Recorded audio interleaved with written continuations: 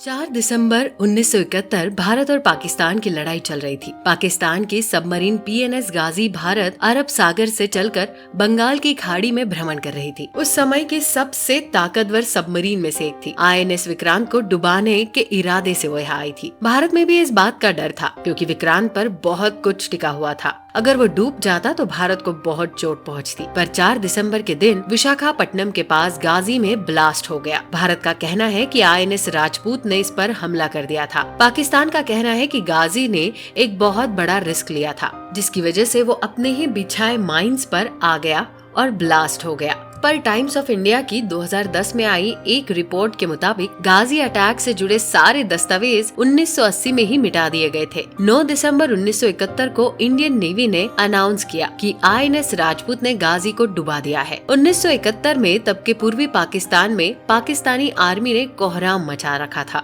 Rape और murder तो आम बातें हो गई थी। कोई सुरक्षित नहीं था। लाखों रेफ्यूजी इंडिया आ रहे थे। तो इस कंडीशन में भारत ने बांग्लादेश को स्वतंत्र कराने का निर्णय लिया। ये लड़ाई जमीन और पानी दोनों पर लड़ी जा रही थी। अरब सागर में पाकिस्तानी नेवी की भी स्थिति ठीक थी। भारत की तो बहुत मजबूत थी, पर बंगाल की खाड़ी में पाक बहुत कमजोर था। यहाँ भारत बेहद मजबूत था। तो पाक ने अपनी सबमरीन गाजी को 14 नवंबर 1971 को रवाना किया कि बंगाल की खाड़ी की रक्षा कर रहे विक्रांत को डुबा दिया जाए। विक्रांत देश का एकमात्र एयरक्राफ्ट कैरियर था जो कि भारत का बांग्लादेश से लगातार संपर्क बनाए रखता। इसके अलावा भारत का वो मोराल बूस्ट करता था। अगर डूब जाता तो भारत को नैतिक और सामाजिक दोनों घाट उठाना पड़ता। गाजी में 92 लोग थे। कराची से गाजी जब चला तो उन लोगों ने चितगांव की नेवी को संदेश दिया एक स्पेशल तेल के लिए। ये लुब्रिकेट था जो कि सबमरीन और माइन स्वीपर में इस्तेमाल होता है। ये मैसेज इंडियन नेवी ने पकड़ लिया। जब पता चला कि ये लोग स्पेशल तेल खोज रहे हैं तो सबमरीन का नाम क्लियर हो गया। ये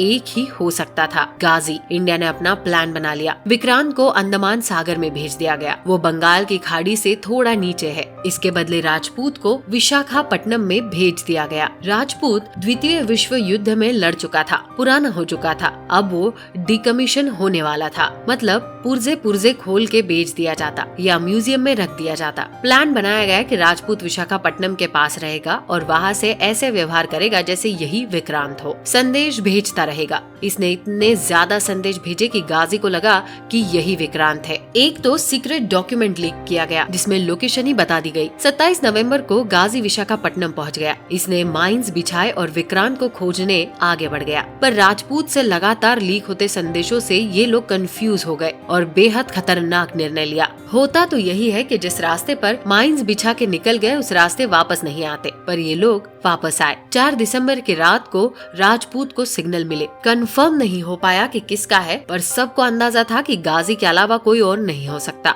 राजपूत के कैप्टन इंदर सिंह ने पानी के अंदर 2 फायर करने का आदेश दिया। ये सबमरीन के लिए खास हथियार होते हैं। 1 मिनट के अंदर ब्लास्ट हुआ। गाजी नेस्तनाबूत हो गया, ये इंडियन नेवी कहती है। इन कहानियों में 2 चीजें बेहद खतरनाक है, साथ ही बहादुरी का अप्रतिम नमूना भी। साथ ही ये चीजें दिखाती है कि युद्ध इंसान को क्या बना सकता है, क्या करने को मजबूर कर सकता है। गाजी कराची से चलकर बंगाल की खाड़ी में आया। एक जहाज खोज रहा था जिसके बारे में पता नहीं था। संदेश पकड़ता और खोजते फिरता। ये नहीं पता था कि समुद्र में और कहीं भी इंडिया का कोई और जहाज हो सकता है जो कहीं भी मार देगा। 92 लोगों की जिंदगी दाव पर लगी थी। ठीक इसी तरह आईएनएस राजपूत वाली बात थी। विक्रांत की जगह खुद को खड़ा कर लिया था। लगातार अपनी सूचना लीक भी कर रहा था। इसके सामने था एक खतरनाक सबमरीन गाजी। राजपूत डिकमीशन होने जा रहा था, पुराना हो चुका था, पर फिर भी फायरिंग रेंज में आने को तैयार था। ये बहुत दुस्साहसी कदम था। कुछ भी हो सकता था। गाजी इसको डुबा भी सकता था। लोग मारे जाते, जैसे कि गाजी के साथ खुद हुआ। दर्शकों, कैसे लगी आपको हमारे देश के जवानों की वीरता की पूरी कहानी?